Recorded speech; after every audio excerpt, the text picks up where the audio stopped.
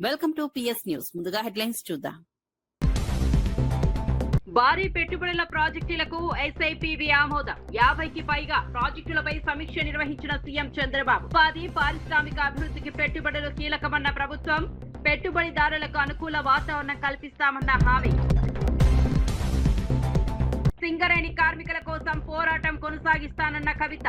కార్మికుల హక్కుల పరిరక్షణకు అండగా ఉంటామన్న హామీ. సింగరేణి తెలంగాణ ఆర్థిక వ్యవస్థకు వెన్నెముక అన్న వ్యాఖ్య. సమస్యల పరిష్కారానికి ఉద్యమాలకు సిద్ధమన్న కవిత. జ్ఞానేశ్వరి కుటుంబానికి ధైర్యం చెప్పిన హోంమంత్రి అనిత. చిన్నారి ఆచూకీ కోసం అన్ని కోణాల్లో దర్యాప్తు. ప్రత్యేక బృందాలతో గాలింపు చర్యల కొనసాగింపు. చిన్నారిని క్షేమంగా తీసుకురావడమే లక్ష్యమన్న అనిత.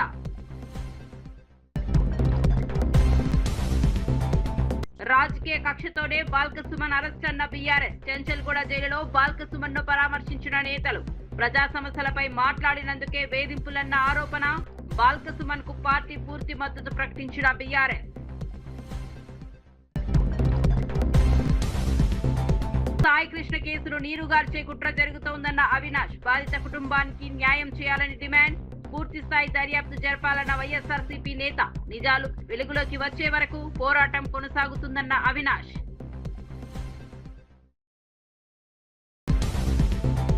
వార్త వివరాల్లోకి వెళ్తే, అమరావతిలో ముఖ్యమంత్రి చంద్రబాబు నాయుడు అధ్యక్షతన 18వ రాష్ట్ర స్థాయి పెట్టుబడుల ప్రోత్సాహక బోర్డు సమావేశం జరిగింది. ఇంధన, ఐటీ, ఎలక్ట్రానిక్స్, పర్యాటక, మౌలిక సదుపాయాలు, పరిశ్రమలకు సంబంధించిన కీలక ప్రాజెక్టులపై ఈ సమావేశంలో చర్చించారు. రాష్ట్రానికి భారీ పెట్టుబడులు తీసుకురావడమే లక్ష్యంగా 50కి పైగా ప్రాజెక్టులకు ఆమోదం తెలిపే అంశంపై సమగ్రంగా సమీక్ష నిర్వహించారు.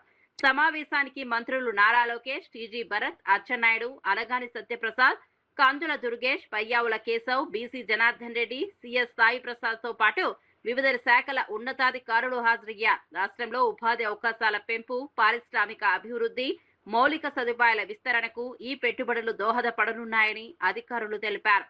పెట్టుబడిదారులకు అనుకూల వాతావరణం కల్పించేందుకు ప్రభుత్వం కట్టుబడి ఉందని తెలిపారు.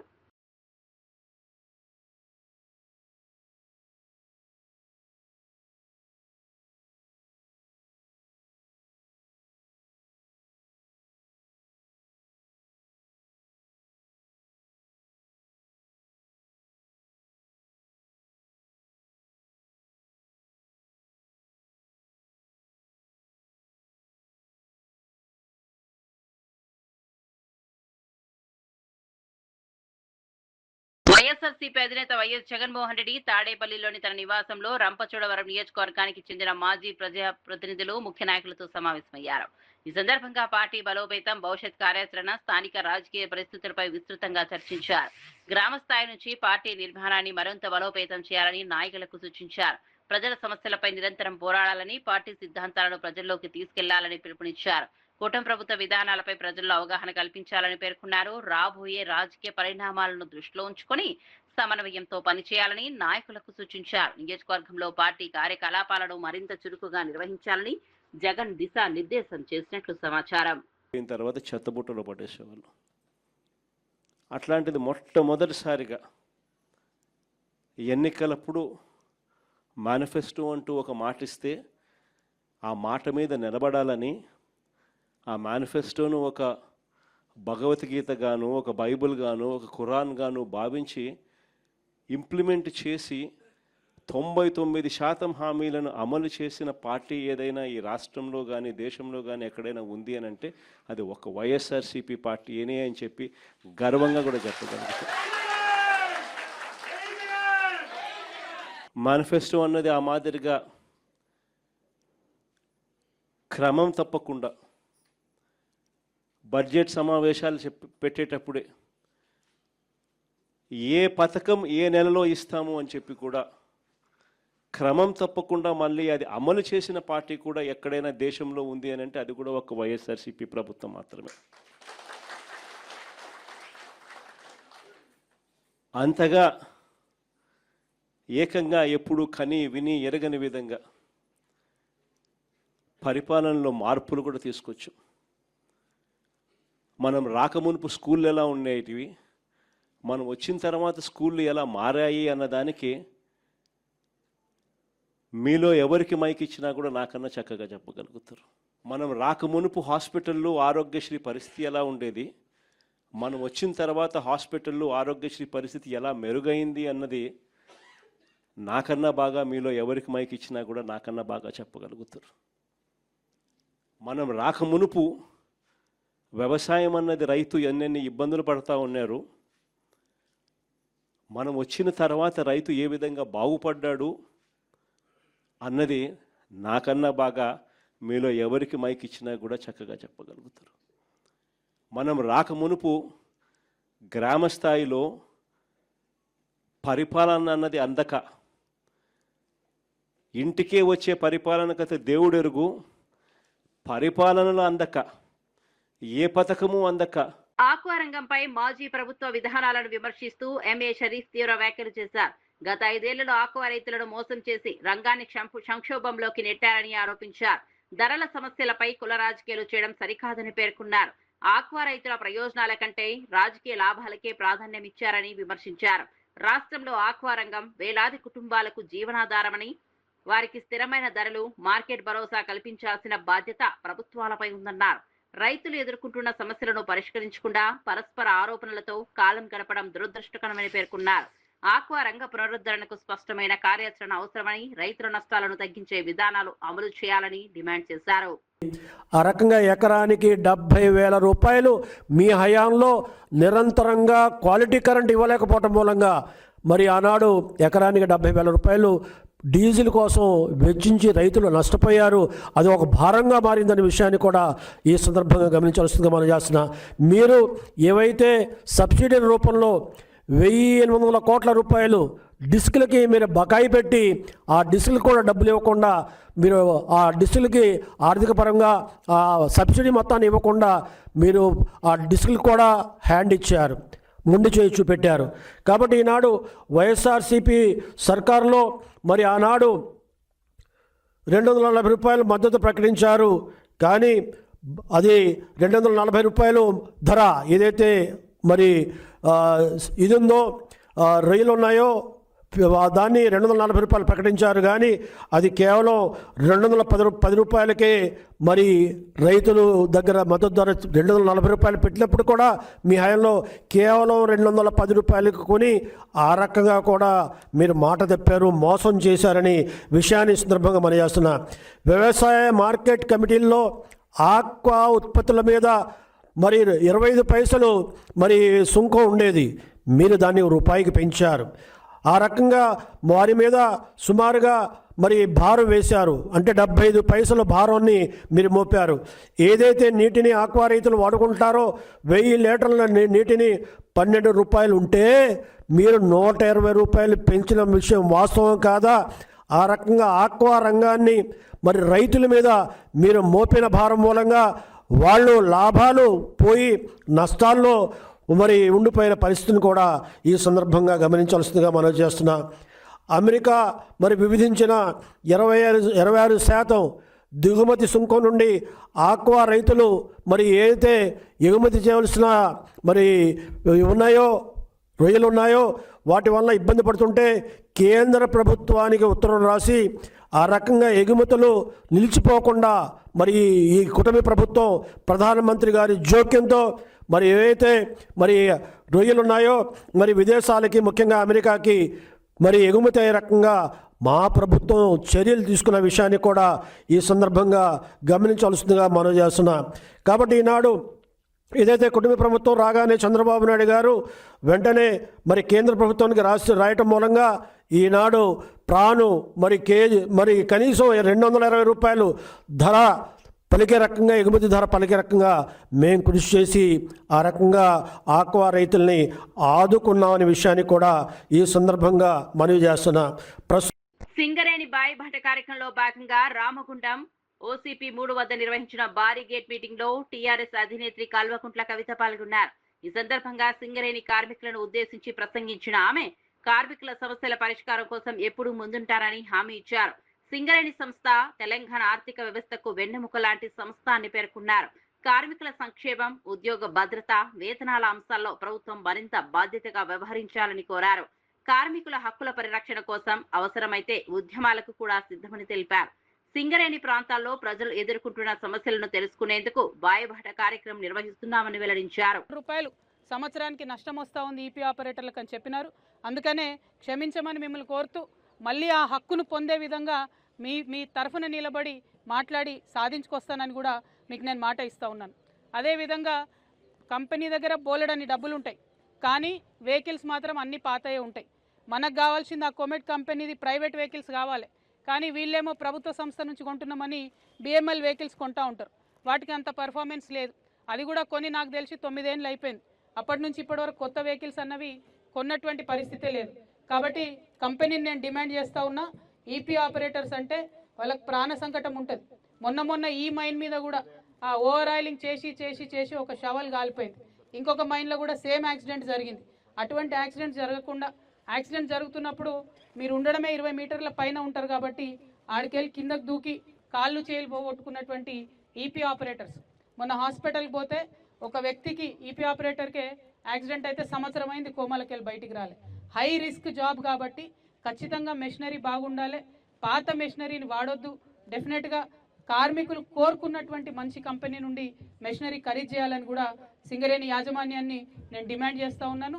రేపటి నాడు మీ దయతోని హెచ్ఎంఎస్ గుర్తింపు సంఘంగా వస్తే ఖచ్చితంగా కొత్త మెషిన్స్ కొనడానికి మనకి ఏదైతే హైరింగ్ ప్రాసెస్లో స్టార్టింగే డి గ్రేడ్ నుండి చేస్తున్నారు, అట్లా కాకుండా పెద్ద గ్రేడ్ నుండి చేసుకొని హైరింగ్ టైం బౌండ్గా మనకు ప్రమోషన్స్ రావడానికి మా వంతుగా ప్రయత్నం చేస్తాం. ప్లే డేలు ఏవైతే అన్ఫార్చునేట్లీ పోయినాయో వాటిని కూడా తీసుకొచ్చేటటువంటి ప్రయత్నం చేస్తా అని చెప్పి మీకు మాట ఇస్తూ ఉన్నా. ఇంకొక మాట, మరి ఓపెన్ కాస్ట్ అంటేనే దుమ్ము, చాలా ధూళి, ఎండ వస్తుంటేనే ఆ దుమ్ము చూస్తుంటేనే మాకే భయమైంది. కానీ ఇప్పటి వరకు కూడా ఆ వాటర్ ట్యాంకర్స్ ఏవైతే వాటర్ కొట్టాలనో కరెక్ట్గా ఉండవు, అది మీ అందరికి కూడా తెలుసు. దాన్ని ఇంక్రీజ్ చేయాలి. మరి ఎందుకన్నా వాటర్ ట్యాంకర్స్ కొట్టారంటే అవన్నీ కూడా గెలిచిన సంఘం వాళ్ళు పెట్టుకునేటటువంటి మనుషులు ఉంటారు కాబట్టి వాళ్ళు 1 గంట సేపు పనిచేసి పోతారు, తర్వాత దుమ్ము ధూళి వస్తూ ఉంటుంది ఓపెన్ కాస్ట్లో అని అన్న వాళ్ళంతా చెప్తున్నారు. సో మేము మాత్రం మాటిస్తున్నాం, హెచ్ఎంఎస్ గెలిచినా కూడా ఖచ్చితంగా పనిచేసే వాళ్ళే ఉంటారు వాటర్ ట్యాంకర్స్లో కూడా.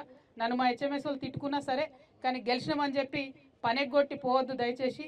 ఇక్కడ కార్మికులతో పని చేసుకుంటూ నాయకత్వం వహిస్తేనే కార్మికుడికున్న కష్టం తెలుస్తుంది. కాబట్టి అటువంటి సంఘంగా మనందరం ఉండాలని కూడా నేను చాలా బలంగా కోరుకుంటా ఉన్నా. మీ అందరితో ఇంకొక మాట కూడా చెప్తున్నా, నేను తెలంగాణ ఉద్యమ సందర్భంలో కూడా సింగరేణి వాళ్ళతోనే ఉన్నా. అధికారంలో ఉన్నప్పుడు కూడా నేను కార్మికుల పక్షాన ఉన్నా, కొన్ని గుంటనక్కలు కాంట్రాక్ట్ పక్షాన ఉన్నాయి, కాంట్రాక్టర్ల పక్షాన.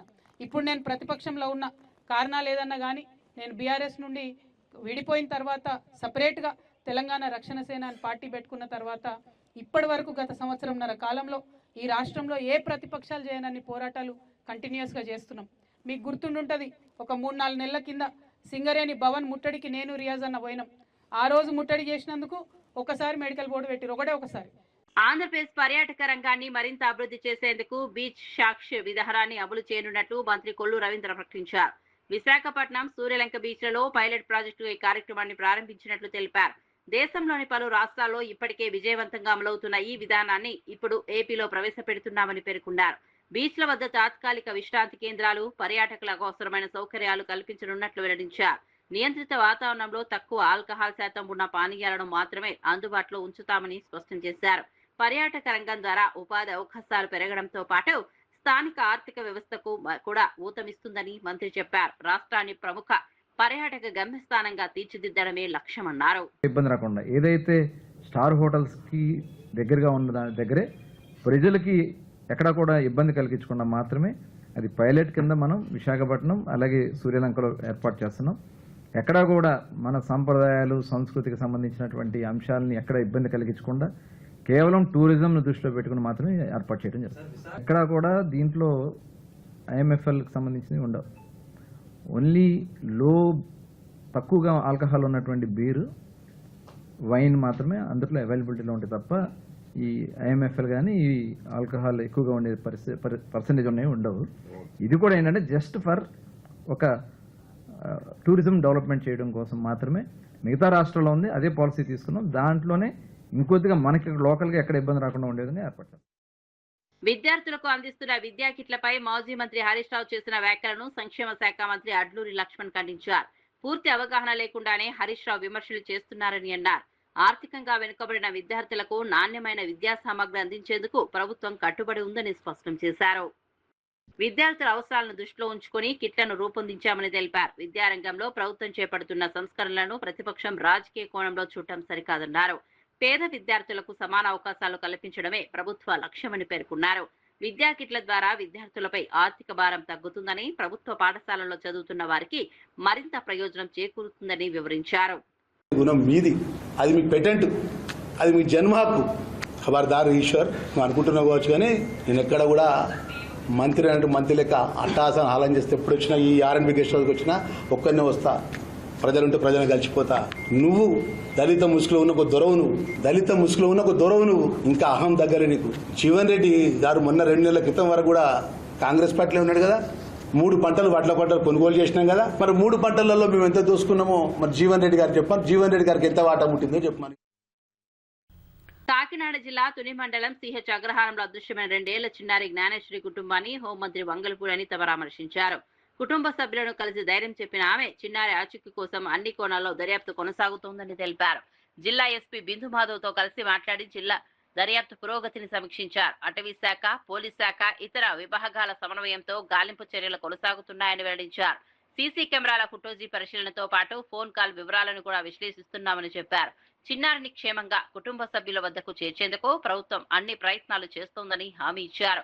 ఏ చిన్న ఆధారాన్ని విస్మరించకుండా ప్రత్యేక బృందాలు పనిచేస్తున్నాయని చెప్పారు. మనసుకి చాలా బాధ అనిపించింది, కలిసివేస్తుంది.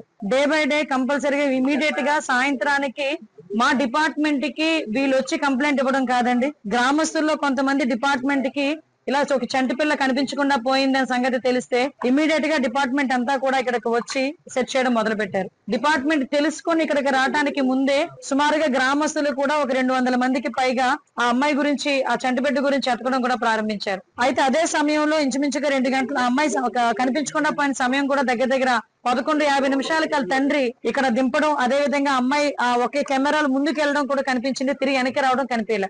ఈ చుట్టుపక్కల కెమెరాస్ ఏ విధంగా ఉన్నాయా అని సెర్చ్ చేయడం కూడా మొదలు పెట్టాం. అయితే ఇమీడియట్ గా తర్వాత 2 గంటల నుంచి 5 గంటల వరకు కూడా చాలా పెద్ద భారీ వర్షం పడడం కారణంగా కాసేపు ఆ సెర్చింగ్ కూడా ఆపి తర్వాత మళ్ళీ అగైన్ సెర్చింగ్ కూడా మొదలు పెట్టారు. 12 రోజులుగా కూడా ఆ అమ్మాయి కొంచెం మనకి కనిపించకుండా పోవటం అనేది నిజంగా చెప్పాలంటే చాలా బాధాకరం. గవర్నమెంట్ కూడా ఇమీడియట్ గా పోలీస్ డిపార్ట్మెంట్ చర్యలు తీసుకొని వెంటనే SDRF టీమ్ ని డిప్లాయ్ చేసుకున్నాం. SDRF టీమ్ తో పాటు ANS పార్టీస్ ని కూడా తీసుకొచ్చి ఇక్కడ సెర్చ్ చేయడం మొదలు పెట్టాం. ఓవరాల్ గా జిల్లాలో ఉన్న అన్ని పార్టీస్ ని కూడా ఇక్కడికే తీసుకొచ్చి, పోలీస్ పార్టీస్ అన్నిటిని తీసుకొచ్చి ఈ సెర్చింగ్ లో మనం యూజ్ చేసాం. అదేవిధంగా టవర్ డంప్ తీసుకున్నాం, CDRs తీసుకున్నాం. టవర్ డంప్ కూడా ఇక్కడ తక్కువ మంది ఉండడం వల్ల ప్రతి ఒక్క ప్రభుత్వం ప్రోత్సహిస్తున్న 7 రకాల వడ్ల సాగు వల్ల రైతులకు నష్టం జరుగుతోందని మాజీ మంత్రి జీవన్ రెడ్డి ఆరోపించారు. బోనస్ కల్పిస్తామని చెబుతున్నా దిగుబడి పరంగా రైతులు ఎకరానికి 10 క్వింటాల వరకు నష్టపోయే ప్రమాదం ఉందన్నారు. ప్రభుత్వం ప్రస్తుతం గుర్తించిన 7 రకాల వడ్లు ఎకరానికి సుమారు 20 క్వింటాలు మాత్రమే ఇస్తే ఇతర 26 రకాల వడ్లు 30 క్వింటాల వరకు దిగుబడి ఇస్తాయని వివరించారు. ఈ కారణంగా రైతులు ఒక ఎకరానికి సుమారు 24,000 రూపాయల వరకు నష్టపోయే అవకాశం ఉందని పేర్కొన్నారు. రైతుల ప్రయోజనాలను దృష్టిలో పెట్టుకుని పంటల ఎంపికపై ప్రభుత్వం పునరాలోచించుకోవాలని కోరారు. అధిక దిగుబడి ఇచ్చే రకాల వడ్లకు కూడా ప్రోత్సాహకాలు అందించాలని డిమాండ్ చేశారు. రైతుల ఆదాయం పెరిగేలా విధానాలు ఉండాలని జీవన్ రెడ్డి సూచించారు. ఆ 26 రకాలు ఉన్నాయి కదా, 26 రకాలు అవి దాదాపు 30 క్వింటల్ వస్తాయి. 30 క్వింటల్కి 20 క్వింటల్ మధ్య వ్యత్యాసం 10 క్వింటల్. 10 క్వింటల్ అంటే ప్రభుత్వం మద్దతు ధర మనం లెక్కకు తీసుకుంటే 2,470 రూపాయలు ఎంత ఉన్నది ఇప్పుడు. 2,470 రూపాయలు అని చెప్పంటే ఇంటూ 10 24,700 రూపాయలు. 24,700 రూపాయల విలువ గల దిగుబడి తగ్గే అవకాశం ఉంది.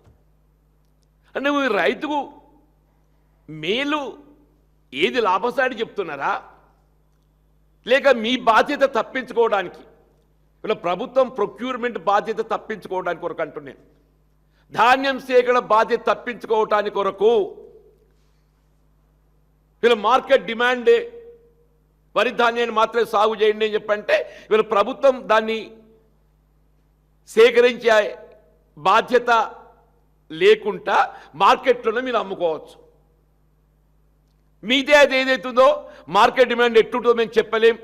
మరి ప్రభుత్వం దాన్ని సేకరించాలని చెప్పంటే ప్రభుత్వం మీద బాధ్యత పడుతుంది. పాతపట్నం నియోజకవర్గాన్ని అన్ని రంగాల్లో అభివృద్ధి చేసి ఆదర్శ ప్రాంతంగా తీర్చిదిద్దుతామని ఎమ్మెల్యే మావిడి గోవిందరావు తెలిపారు. కూటమి ప్రభుత్వ 2 ఏళ్ల విజయోత్సవంలో మాట్లాడుతూ రాష్ట్రాన్ని సంక్షోభం నుంచి అభివృద్ధి సంక్షేమ దిశగా నడిపించామని పేర్కొన్నారు. 2 ఏళ్ల కాలంలోనే పాతపట్నం నియోజకవర్గానికి సుమారు 1200 కోట్ల నిధులు తీసుకొచ్చి అభివృద్ధి పనులు చేపట్టినట్లు వెల్లడించారు. సంక్షేమ అభివృద్ధిని 2 కళ్లుగా భావిస్తూ ప్రభుత్వం ముందుకు సాగుతోందన్నారు. కేంద్ర ప్రభుత్వ సహకారంతో రాష్ట్రం మళ్లీ అభివృద్ధి పథంలో నడుస్తోందని చెప్పారు. CM Chandrababu, deputy CM Pawan Kalyan నాయకత్వంలో రాష్ట్రానికి కొత్త దిశ లభించిందని పేర్కొన్నారు. నియోజకవర్గ ప్రజల ఆశయాలకు అనుగుణంగా మరిన్ని అభివృద్ధి కార్యక్రమాలు చేపడతామని హామీ ఇచ్చారు. అందరూ ఉద్యోగాలకు వచ్చిన కూడా సరైన న్యాయం జరుగుతుంది. టీచర్స్ నుంచి అంగన్వాడీ ఎంప్లాయీస్ నుంచి మొత్తం ఆ ఎంప్లాయీస్ కూడా సరైన న్యాయం జరుగుతుంది. ప్రభుత్వం ఆలోచిస్తుంది. అయితే ఎందుకు లేట్ అవుతుందో మీ అందరికీ విషయం చెప్పాలి. తక్కువ దాతల వలస లాంటి విలేజ్లు ఎన్నో సంవత్సరాల నుంచి వస్తున్న రోడ్లు, ఆ రోడ్లు కూడా ఇప్పుడు అవుతున్నాయి. ఎన్నో సంవత్సరాల నుంచి ఎదురు వస్తున్న సిరిసిల్ల రోడ్డు, ఆ రోడ్డు తారు లేకపోవడం వల్ల లేట్ ఆ రోడ్డు కూడా కంప్లీట్ అయిపోతుంది. ఇలా చూసుకుంటే ఎన్నో రోడ్స్ అవుతున్నాయి. ప్రభుత్వాలు విజన్ బుక్స్ చూడండి. మాయ మాటలు చెప్పిన ప్రభుత్వాల గురించి కాదు. మీకు నేను మళ్ళీ మాటిస్తున్నాను. ఆడపిల్లలకి ఏదైతే హామీ ఇచ్చారో అది తక్కువ టైంలో మీకు అందరికి కూడా మీ హామీ నెరవేర్దని నేను అందరికీ తెలియజేస్తున్నాను. అదే కాదు మీ అందరికీ మీకు ఒకే ఒక మాట చెప్తాను, మీ అందరికీ రిక్వెస్ట్ చేస్తున్నాను. మసిపూసి మారడికాయ చేయాలనుకుంటున్నారు ఈ మహాతల్లి మొత్తం ప్రభుత్వ మంత్రుల్లో. ఇక్కడ 2% మొన్న ఒక మాట ఇచ్చింది మీ అందరి చెల్లెల ఊగిపోతూ కూటమి ఎమ్మెల్యేలు సిద్ధంగా చేస్తున్నారు. కూటమి ఎమ్మెల్యేలు సిద్ధంగా చేస్తారు. ఇక్కడ మామిడి గోవిందరావు కూడా సిద్ధంగా చేస్తున్నారు అన్నారు. రైట్, ఆ పాయింట్ గా వద్దాం. గతంలో భవన నిర్మాణ కార్మికులు ఇసుక రేటు ఎక్కువ అయిపోయిందని ఇసుక లేదని చెప్పి రేట్లు పెరిగిపోవడం వల్ల కనీసం భవన నిర్మాణానికి ఉపాధి అవకాశాలు లేవు. అలాంటి టైంలో చంద్రబాబు నాయుడు గారు ఫ్రీ ఇసుక విధానం పెట్టారు. కానీ 2019, 2024 ఒక ఇసుక లారీ 60,000 రూపాయలకి అమ్మిన వ్యక్తి ఎవరంటే అది రెడ్డి శాంతమ్మ. అది వైఎస్ఆర్సీపీ ప్రభుత్వం అని అందరికీ తెలియాలి. ఒక మాట గుర్తుంచుకోండి. 2019, 2024 ఒక ట్రాక్టర్ రేటు 10,000కి అమ్మిన వ్యక్తి ఎవరైనా ఉన్నారైతే అది రెడ్డి శాంతమ్మ. అది ఒక వైఎస్ఆర్సీపీ ప్రభుత్వం అని అందరూ గుర్తుంచుకోండి. మళ్ళీ నేను చెప్తున్నాను, మన ప్రభుత్వం వచ్చిన తర్వాత ట్రాక్టర్ 500 రూపాయలకి, లారీ ఇసుక లారీ 2,000 రూపాయలకి దొరుకుతుంది. అక్కడ మీరు ఫిల్ చేసుకుంటే అది ఫిల్లింగ్ సేమ్ ఛార్జెస్. బట్ దాని మీద 60,000 ఎక్కడ ఉంది, 60,000 ఎక్కడ ఉంది, 2,000 రూపాయలు ఎక్కడ ఉంది? రాతల్లి మాట్లాడు. తిరుమలగిరి సర్వే నంబర్ 157/1 భూ వివాదంలో కేటీఆర్ పై ఎమ్మెల్యే గణేష్ చేసిన ఆరోపణలు కంటోన్మెంట్ బీఆర్ఎస్ నాయకులు తీవ్రంగా ఖండించారు. కేటీఆర్ డబ్బులు తీసుకుని ప్రభుత్వ భూమిని ప్రైవేట్ వ్యక్తులకు అప్పగించారని చేసిన ఆరోపణలు నిరాధారణను పేర్కొన్నారు. నిజంగా అలాంటిదే జరిగి ఉంటే ఇప్పటికే అక్కడ నిర్మాణాలు పూర్తయ్యేవని ప్రశ్నించారు. 8 ఎకరాల ప్రభుత్వ భూమిని కాపాడేందుకు న్యాయ పోరాటంతో పాటు ప్రజా ఉద్యమాలు కూడా కొనసాగిస్తామని స్పష్టం చేశారు. ప్రభుత్వ భూములను కాపాడాల్సిన ప్రజా ప్రతినిధులే ప్రైవేట్ వ్యక్తులకు అనుకూలంగా వ్యవహరిస్తున్నారని ఆరోపించారు. ఎమ్మెల్యే గణేష్ ఈ వ్యవహారంలో తన పాత్రపై ప్రజలకు సమాధానం చెప్పాలని డిమాండ్ చేశారు. ప్రభుత్వ ఆస్తులను రక్షించేందుకు పోరాటం కొనసాగుతుందని బీఆర్ఎస్ నేతలు తెలిపారు. ఫోటోలు దిగి ఆ తర్వాత జేసీబీ గాయం, రేపో మాపో వర్షాకాలం వస్తుంది, ఏమీ పనులు కాలేదు, దాని గురించి మాట్లాడాడు. నిశ్శబ్దం. నీ డ్రామాలు ఎంత మంచిగా ఉంటాయో మాకు తెలుసు. మీ కాంగ్రెస్ నాయకులతోనే నన్ను చంపడానికి ప్రయత్నం చేస్తుర్రు, నాకు సెక్యూరిటీ కావాలి అని ఎంత పెద్ద డ్రామా చేసినావో మాకు తెలియదా? పెద్ద డ్రామా ఆర్టిస్ట్ శ్రీ గణేష్. నువ్వు ప్రజలకు పనికొచ్చే పని చేయి. నువ్వు ఖర్చు పెట్టిన 2,000 రూపాయలు వసూలు చేయాలని ఆ 8 ఎకరాల భూమిని అమ్మకు. ఇలా మేము ఛాలెంజ్ చేస్తున్నాం, బరాబర్ చెప్తున్నాం 12 రోజుల నుంచి. ఇంకొకటి, ఇప్పుడు కేటీఆర్ గారి మీద ఆరోపణ చేసిండు. ఆరోపణ చేస్తే ఇప్పుడు అమ్ముడు పోయినోడు ఏం చేస్తాడు? అమ్ముడు పోయినోడు మాట్లాడాడు, కొట్లాడాడు. శ్రీ గణేష్ అదే చేసిండు. 10-12 రోజులు ఒక్క మాట మాట్లాడలే. కాంగ్రెస్ నాయకులు ఎవ్వరు వచ్చి బయటికి మాట్లాడలే. పాపం చూడండి, పెద్దలు వారు గతంలో కాంగ్రెస్ నుంచి పోటీ చేసిర్రు, ఇప్పుడు మార్కెట్ వైస్ చైర్మన్ గా కూడా ఉన్నారు. దేవుడు కాక వచ్చిండే అది ప్రభుత్వ భూమే అని చెప్పిండు. నువ్వు కూడా అది ప్రభుత్వ భూమి, నేను కొట్లాడతా, దాన్ని ప్రభుత్వ భూమిని. కృష్ణ ఘటనపై రాష్ట్ర ప్రభుత్వం వ్యవహరిస్తున్న తీరును వైఎస్ఆర్సీపీ నేత దేవినేని అవినాష్ తీవ్రంగా ఖండించారు. రాష్ట్ర వ్యాప్తంగా పేకాట క్లబ్బులు యథేచ్ఛగా నడుస్తున్నాయని, వాటికి అధికార పార్టీ నేతల మద్దతు ఉందని ఆరోపించారు. సాయి కృష్ణ కేసులో నిజాలు బయటకు రాకుండా ప్రభుత్వం ప్రయత్నిస్తోందనే అనుమానాలు ప్రజల్లో ఉన్నాయని పేర్కొన్నారు. చంద్రబాబు, పవన్ కళ్యాణ్ పోలీసు అధికారులతో సమావేశాలు నిర్వహించినా బాధిత కుటుంబానికి న్యాయం చేసే దిశగా స్పష్టమైన చర్యలు కనిపించడం లేదన్నారు. సిఐని సస్పెండ్ చేయడమే పరిష్కారం కాదని, అసలు ఘటనపై పూర్తిస్థాయి దర్యాప్తు జరిపి బాధ్యులను శిక్షించాలని డిమాండ్ చేశారు. బాధిత కుటుంబానికి న్యాయం జరిగే వరకు వైఎస్ఆర్సీపీ పోరాటం కొనసాగుతుందని అవినాష్ స్పష్టం చేశారు. మట్టి అక్రమంగా తరలిస్తుంటే ఏ ఒక్కరిగా మాట్లాడట్లేదు. అదేవిధంగా గంజాయి కానివ్వండి, తెలుగుదేశం పార్టీ నాయకులు కనుసైగలతోనే వాళ్ళ ఆధీనంలోనే ఈ యొక్క గంజాయి స్మగ్లింగ్ కానీ అన్నీ గారు జరుగుతున్నాయి. దానికి ఈరోజు మొత్తం పోలీస్ వ్యవస్థ, విజయవాడ నగర పోలీస్ వ్యవస్థ వాళ్ళకి పూర్తిగా సహకరిస్తున్నారని చెప్పని ఈ యొక్క సందర్భంగా చెప్పుతున్నాను. నిర్మోహమాటంగా చాలా సందర్భాల్లో బయటికి గారు వచ్చింది, స్థానిక ఎంపీ మనుషులే ఈ గంజాయిలో కానివ్వండి, ప్యాకెట్లో కానివ్వండి వాళ్ళ మనుషులే ఉన్నారని చెప్పని బయటకు వచ్చింది. వాళ్ళ మీద ఎందుకు యాక్షన్ తీసుకోవట్లేదు, వాళ్ళ మీద ఎందుకు కేసు కట్టట్లేదు? చెంచల్గూడ జైల్లో రిమాండ్ ఖైదీగా ఉన్న మాజీ ఎమ్మెల్యే బాల్కసుమన్ ను మాజీ మంత్రులు సవితా ఇందారెడ్డి, శ్రీనివాస్ గౌడ్ పరామర్శించారు. ములాఖత్ ద్వారా ఆయన ఆరోగ్య పరిస్థితి, జైల్లో ఉన్న పరిస్థితులను తెలుసుకున్నారు. రాజకీయ కక్ష సాధింపులో భాగంగానే బాల్కసుమన్ పై కేసులు నమోదు చేసి జైలుకు పంపించారని బీఆర్ఎస్ నేతలు ఆరోపించారు. సింగరేణి అంశంపై చేసిన వ్యాఖ్యలను సాకుగా చూపించి ప్రభుత్వం వేధింపులకు పాల్పడుతోందని విమర్శించారు. ప్రజా సమస్యలపై మాట్లాడే నేతలను అణిచివేయడానికి అధికార పార్టీ ప్రయత్నిస్తోందని ఆరోపించారు. పార్టీ నాయకులు, ప్రజాప్రతినిధులు వరుసగా జైల్లో కలుసుకుని సంఘీభావం వ్యక్తం చేస్తున్నారని తెలిపారు. కిషన్ రెడ్డి గారికి లెటర్ రాస్తే కిషన్ రెడ్డి గారు ఏం చేయాలి? కేంద్రానికి పంపాలా, సిబిఐయా, ఈడీయా, లేకపోతే విజిలెన్సా ఎంక్వైరీ చేయాలి. సొంత సంస్థతోనే ఎంక్వైరీ చేయాలి. కరెక్ట్గా చూడండి, తీసుకొచ్చి సుమన్ తప్పు మాట్లాడుతున్నారు, అబద్ధాలు ఎంక్వైరీ చేయించామని చెప్పి ఎంక్వైరీ చెప్పి మళ్ళీ ఉల్టా state government case central government పంపుతుంది. అంటే మీరు కలిసి మొత్తం అమ్ముకోండి, ఎవరు మాట్లాడొద్దని చెప్పండి. ఇది ప్రజాస్వామ్యంలో ఉండదు, దేశంలో ఉండదు. ఇట్లా వేరే మాజీ మంత్రి వర్లు అట్లాగే నేను, నాతో పాటు అడ్వకేట్ గారు అందరు కలిసి సుమన్ గారిని కలవడానికి రావడం జరిగింది. ప్రజల పక్షాన, ప్రజల గొంతుగా ఆ ప్రాంతంలో జరుగుతున్న అన్యాయాన్ని ప్రశ్నిస్తే ఈరోజు కేసు పెట్టి, అక్రమంగా కేసు పెట్టి దాదాపు 20 రోజుల నుండి జైల్లోనే పెట్టిన సందర్భం తెలంగాణ ప్రజలందరూ గమనిస్తూ ఉన్నారు. సుమన్కి జైలుకి రావడం కొత్త ఏం కాదు. ఎందుకంటే తెలంగాణ మూమెంట్ అప్పుడు కూడా కేసీఆర్ గారితో పాటు ఉద్యమంలో స్టూడెంట్ లీడర్గా పార్టిసిపేట్ చేసి చాలాసార్లు తెలంగాణ ఉద్యమం కోసం కేసులైనవి, అవన్నీ కూడా భరించున్నారు తెలంగాణ రాష్ట్ర సాధనలో. ఈరోజు కూడా తనేం తప్పు చేసి కాదు కానీ ప్రజల కోసము, అక్కడున్న సింగరేణికి సంబంధించిన అక్కడి కార్మిక సోదరుల కోసం ప్రశ్నించినందుకు ఈరోజు సుమన్ని జైల్లో పెట్టేసి, కేసు పెట్టేసి ఈరోజు పెట్టిన సందర్భం తెలంగాణ ప్రజలు అన్ని గమనిస్తూ ఉన్నారు.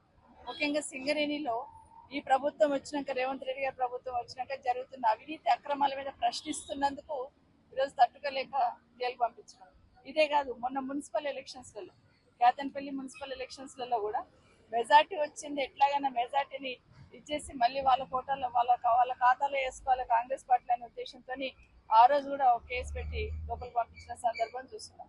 ఈరోజు సింగరేణిలో ఉన్న అక్కడున్న కార్మిక సోదరుల కోసం అక్రమాలు జరుగుతూ ఉన్నాయని ప్రశ్నిస్తున్న సందర్భంలో ఈరోజు మరొకసారి దాన్ని డైవర్ట్ చేయాలనే ప్రయత్నం ఈ రాష్ట్ర ముఖ్యమంత్రి గారు చేస్తున్నారని స్పష్టంగా అర్థమవుతుంది. ఈరోజు మేము అడుగుతున్నాం, బీఆర్ఎస్ పార్టీ తరఫున మేము అడుగుతున్నది ఏంటి? సింగరేణిలో అవినీతి జరుగుతుంది, అక్రమాలు జరుగుతూ ఉన్నాయని పాయింట్ టు పాయింట్ మాట్లాడుతున్నాం. నైని కోల్ బ్లాక్స్ టెండర్ నుండి మొదలు పెడితే మొన్న 40 లక్షల మెట్రిక్ టన్నులు కోల్ మాయమైంది, ఎక్కడ పోయిందని అడుగుతున్నాం. దాని గురించి సమాధానం చెప్పారు. ఇంచుమించు 1600 కోట్ల విలువైన కోల్ బొగ్గు మాయమైపోయింది, ఎక్కడ పోయింది అని అడుగుతున్నాం.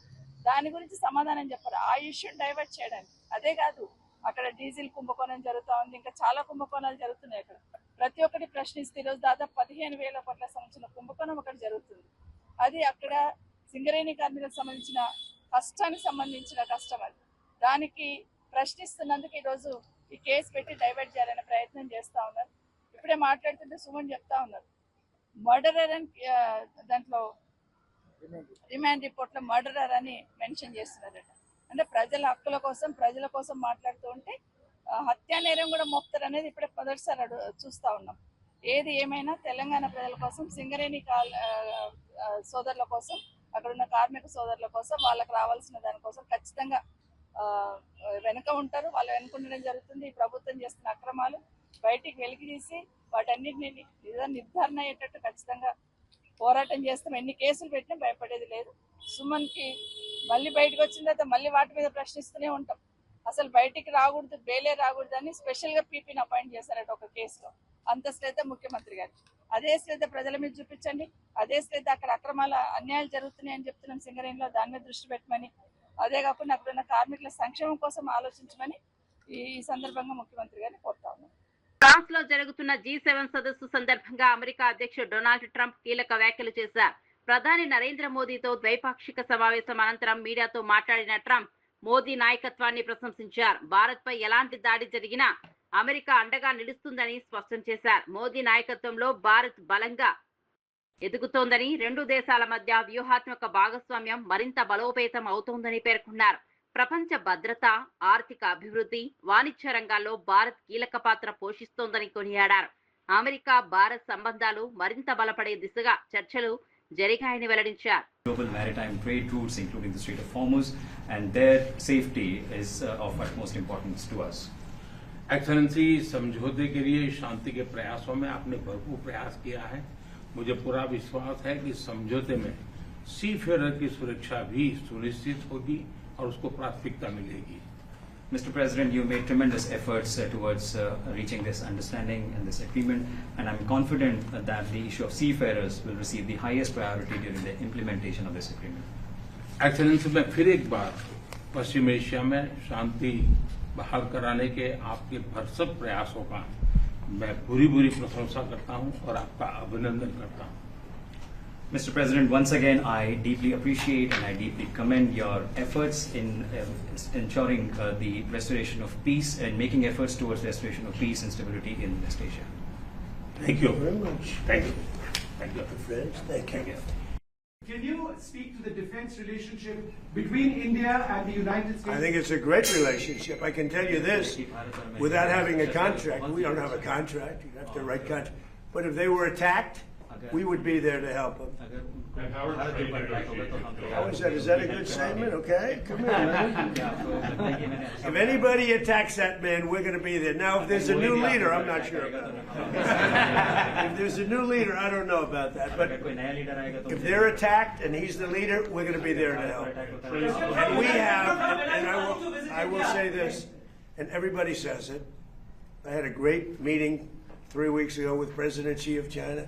We have the strongest military in the world by far, and I built it in my first term, and we're using it in my second term, and they gave some of it away stupidly in Afghanistan, as you know, and they spent a lot on Ukraine, $350 billion, but we have the most powerful military in the world. Excellency, आप जानते हैं कि maritime trade की दुनिया में भारत के लाखों सी Ferrer आज दुनिया के अलग अलग समुद्र में अपनी सेवाएं दे रहे हैं, विश्व की प्रगति में बहुत बड़ा योगदान दे रहे हैं और मैं समझता हूं कि उनकी